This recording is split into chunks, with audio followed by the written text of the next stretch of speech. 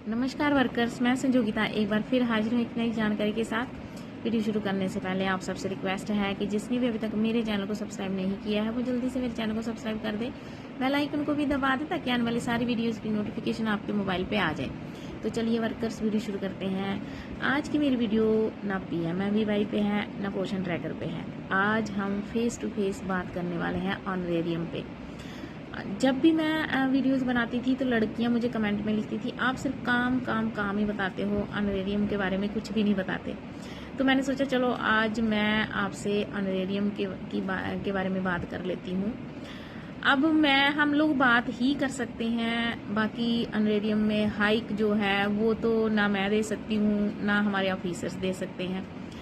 तो हमारा एक्चुअली जे&के का और उड़ीसा दो स्टेट्स ऐसी हैं जिनका ऑनरेरियम पूरे इंडिया में कम है। पूरे इंडिया में जितनी भी स्टेट्स हैं सबसे कम हमारा और उड़ीसा का है, यानी जे&के और उड़ीसा का। सेंटर का शेयर जो है वो तो सब जगह बराबर है, लेकिन हम दोनों जो स्टेट्स हैं, हमारी स्टेट्स की जो स्टेट गवर्नमेंट है उसका शेयर बहुत कम है। उसके कारण हमारा जो है वो हमारा ऑनरेरियम या सैलरी बोल रो बहुत कम है। 5,100 रुपया ऊपर भी है, मतलब 5100 क्या होते हैं किसी को बताने में भी शर्म आती है। और जिस हिसाब से हमारा काम है तो उस हिसाब से हमारा ऑनरेरियम जो है वो ना के बराबर है। कई वर्कर्स ऐसी हैं जो इसी पे डिपेंड है, उनको तो बच्चों को फीस भी देनी है, इसमें तो बच्चों का जो है वो एक दूध का खर्चा भी नहीं निकलता। तो उनको थोड़ा एक्स्ट्रा, उन बेचारियों को कुछ अपनी इनकम के लिए एक्स्ट्रा काम भी करना पड़ता है, कुछ एक्स्ट्रा इनकम के लिए, क्योंकि इस इनकम पे तो घर नहीं चलता। और काफ़ी देर तक, कितने महीनों तक तो सैलरी कई बार नहीं आती। तो जब हमारी पोषण भी और पढ़ाई भी हमारी ट्रेनिंग चल रही थी तो पीओ सर वहाँ हर बैच में आते थे और लड़कियों से, वर्कर से इंटरेक्शन करते थे।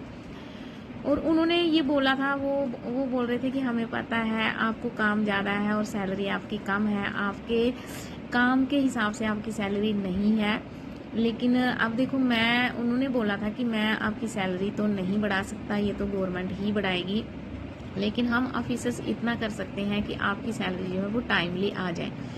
तो अब जो है उन्होंने ही बोला था कि अब जो है सैलरी 3-3 महीने में आपकी आ जाएगी।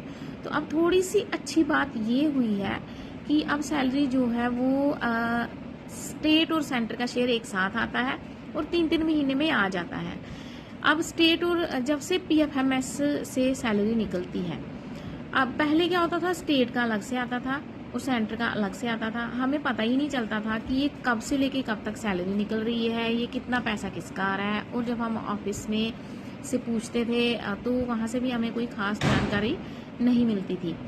तो अब थोड़ा सा राहत थोड़ी ये है कि चलो 3-3 महीने का आता है, फिर भी कुछ महीने ये पेंडिंग रख लेते हैं। जैसे अभी अक्टूबर चल रहा है तो अभी हमारी जुलाई तक ही जो है वो सैलरी जो है जुलाई तक ही निकली है। ये हमारी जो जुलाई तक निकली है, आधे में जून तक ही निकली है, यानी मिनिमम 3 महीने का तो ये हमें ऑनरेरियम दे ही देते हैं।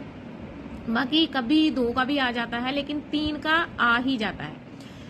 तो मैं दुआ करती हूँ कि प्रार्थना करती हूँ, दुआ करती हूँ ऊपर वाले से, जिसको भी जो मानते हैं, अल्लाह है, भगवान है, ऊपर वाले से दुआ करती हूँ कि जल्दी ही हमारी सैलरी में हाइक हो, हमारी सैलरी बढ़े और मैं बढ़ी हुई सैलरी की वीडियो आपके पास लेके आऊँ। तो मैं तो यही डिस्कशन कर सकती हूँ, और तो मैं कुछ कर नहीं सकती ऑनरेरियम में।